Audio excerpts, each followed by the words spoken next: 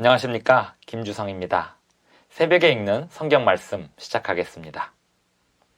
오늘 아침에 읽을 말씀은 열왕기상 제5장입니다. 제목은 지혜를 주신 까닭에. 하나님께서 지혜를 주시는 목적에는 주변과의 돈독한 관계를 통한 자원 활용도 있습니다. 솔로몬이 성전 건축의 대역사를 시작하려 할 때 레바논의 백향목이 필요했습니다. 하나님께서 주신 지혜는 자원을 얻는 일에 어떻게 작용하였을까요? 오늘 읽을 열왕기상 제5장을 보면서 확인해 보겠습니다.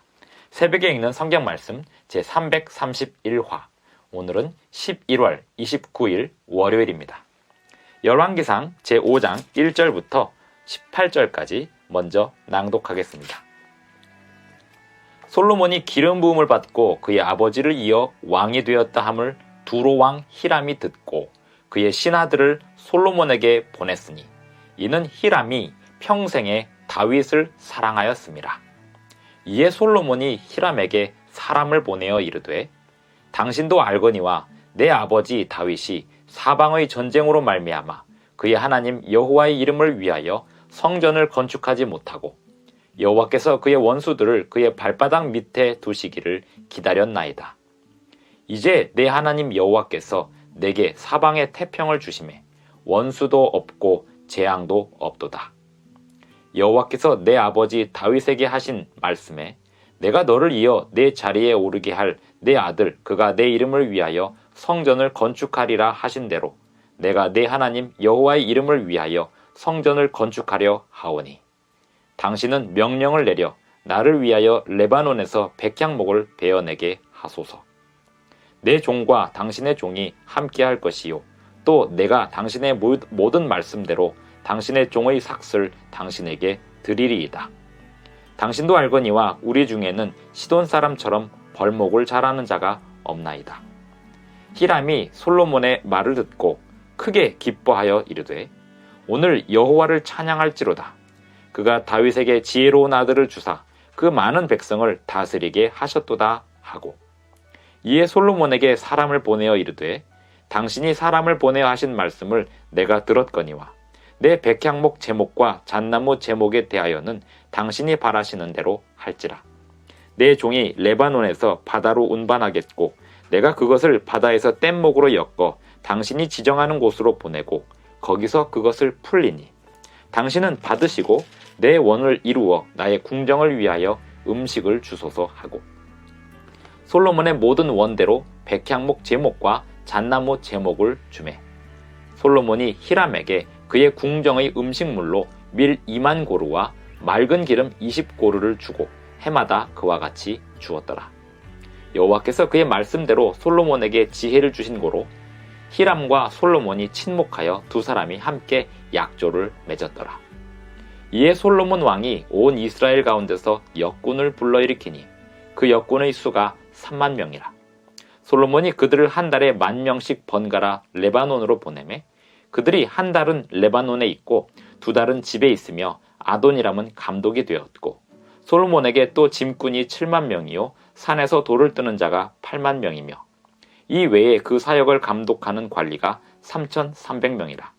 그들이 일하는 백성을 거느렸더라. 이에 왕이 명령을 내려 크고 귀한 돌을 떠다가 다듬어서 성전의 기초 속으로 놓게 하매 솔로몬의 건축자와 히람의 건축자와 그발 사람이 그 돌을 다듬고 성전을 건축하기 위하여 제목과 돌들을 갖추니라. 열왕기상 1장 5장 1절부터 18절까지 읽었습니다. 하나님께서 솔로몬 왕에게 지혜를 주셨습니다. 이 지혜는 솔로몬 왕의 왕으로서의 사역에 어떻게 작용하였을까요? 솔로몬 왕이 왕이 된 다음에 성전을 건축해야 하는 사명이 있었고 성전을 건축하려면 백향목과 잣나무가 필요했습니다. 백향목은 레바논에서 많이 얻을 수 있었습니다만 레바논의 두로왕 히람과의 관계가 솔로몬에게는 중요했습니다. 하나님께서 지혜를 주신다는 것은 이미 하나님께서 다른 사람들의 마음을 통하여 지혜를 얻을 수 있는, 자원을 얻을 수 있는 그런 채널을 열어주시는 것까지 포함하는 것입니다. 어느 한 개인에게 지혜를 주셔서 그 개인의 모든 능력으로 모든 것이 이루어지는 것이 아닙니다. 하나님께서 한 사람에게 지혜를 주실 때는 그 주변의 많은 사람들을 미리 감동시키셔서 하나님의 사역을 함께 도울 수 있는 길을 열어두는 것입니다. 솔로몬 왕이 기름 부음을 받았다는 소식을 듣고 두로 왕 히람이 사신들을 보냅니다. 이유가 무엇이었는가 하면 두로 왕 히람이 다윗을 평생 사랑하였기 때문입니다. 여기서 이 사랑은 우정을 말하는 것입니다. 성경에서는 우정, 그리고 친함, 이 모든 것을 사랑이라고 표현합니다. 두로 왕 히람과 다윗의 사랑과 우정, 그리고 이스라엘과 두로의 친한 교역관계, 이것이 솔로몬 왕 때에 다시 빛을 발하게 된 것입니다. 솔로몬이 왕이 된 후에 두로에서 히람 왕이 사신들을 보내고 솔로몬이 히람에게 사람을 보내어 말을 하는데 3절부터 읽어보면 이 말의 내용이 두로 왕 히람의 마음에 감동을 주었습니다. 사람의 마음에 감동을 줄 수 있도록 말을 전달하는 것, 그것 또한 하나님의 지혜로서 이루어지는 일들입니다. 7절에 보면 히람이 솔로몬의 말을 듣고 크게 기뻐하여 이르되 오늘 여호와를 찬양할지로다.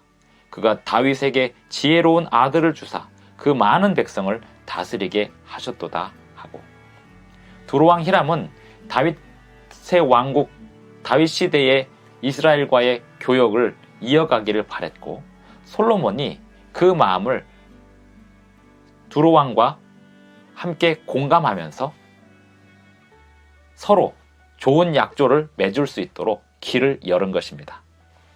그러면서 두로 왕 히람과 솔로몬 사이에 서로 교역할 물품에 대한 이야기, 그리고 그것을 전달하는 방법에 대한 이야기들을 담고 있습니다.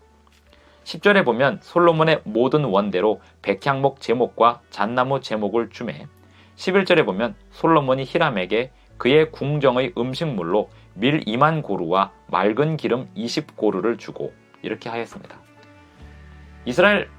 다윗의 시대의 유다와 이스라엘은 두로와 시돈 지방과 아주 친하게 지냈습니다.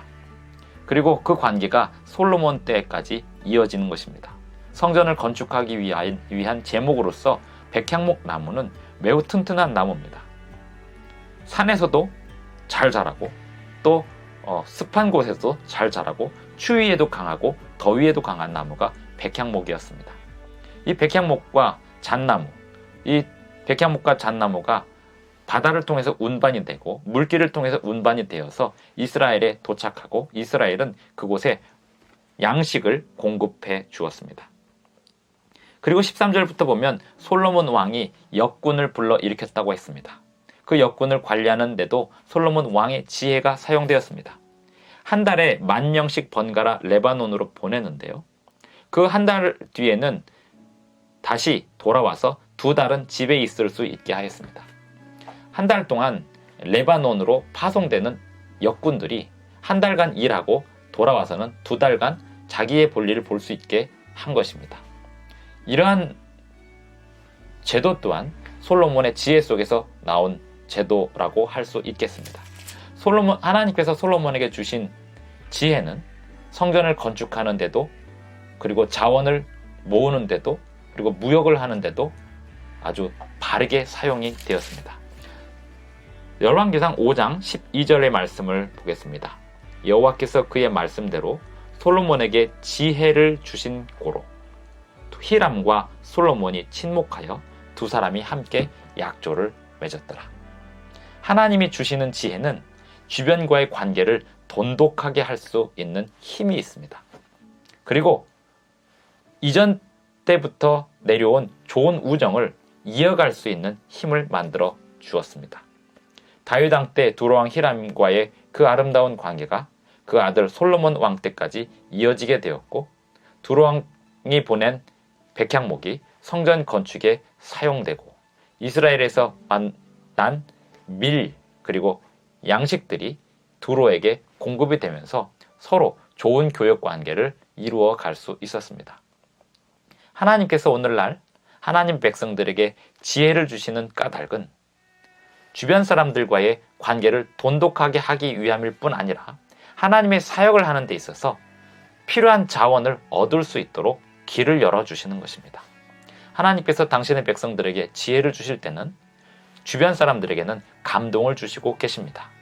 그래서 좋은 교역과 좋은 관계를 맺을 수 있는 힘은 발휘되어야 합니다. 두로왕 히람에게 솔로몬이 어떤 이야기를 했을까요? 3절에 보면 당신도 알거니와 내 아버지 다윗이 사방의 전쟁으로 말미암아 그의 하나님 여호와의 이름을 위하여 성전을 건축하지 못하고 여호와께서 그의 원수들을 그의 발바닥 밑에 두시기를 기다렸나이다 하면서 6절 당신은 명령을 내려 나를 위하여 레바논에서 백향목을 베어내게 하소서. 또 내가 당신의 모든 말씀대로 당신의 종이 삭슬 당신에게 드리리이다.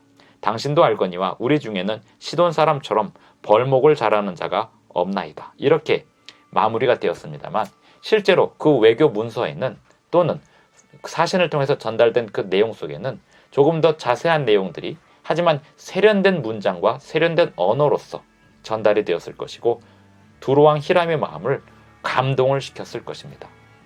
나라와 나라 사이에 주고받는 문장과 언어는 매우 중요합니다. 마찬가지로 사람과 사람 사이의 언어도 아름다운 언어로 소통을 이룰 수 있어야 됩니다. 그런 의미에서 하나님께서 주신 지혜에는 언어를 사용하는 힘도 되겠습니다. 언어를 아름답게 사용하고 또 세련되게 사용할 수 있는 힘, 그 또한 하나님께서 주시는 지혜라고 할 수 있겠습니다. 오늘 하루도 주님이 주시는 지혜와 구변으로 아름다운 언어를 사용하시고 주변과 좋은 돈독한 관계를 맺으시며 주님의 사역을 위하여 자원을 활용할 줄 아는 그러한 그리스도인들로 살아가기를 바라면서 오늘 열왕기상 5장 낭독을 마치겠습니다. 기도하겠습니다.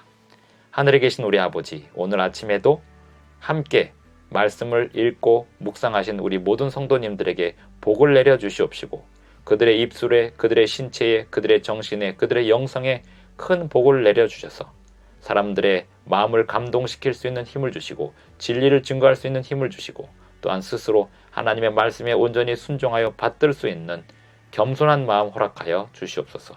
오늘 우리에게 사명을 부어 주시옵고 감당할 수 있는 힘을 부어 주시옵기를 예수님의 이름으로 기도드리옵나이다. 아멘. 감사합니다. 오늘 하루도 행복한 하루 되시기 바랍니다.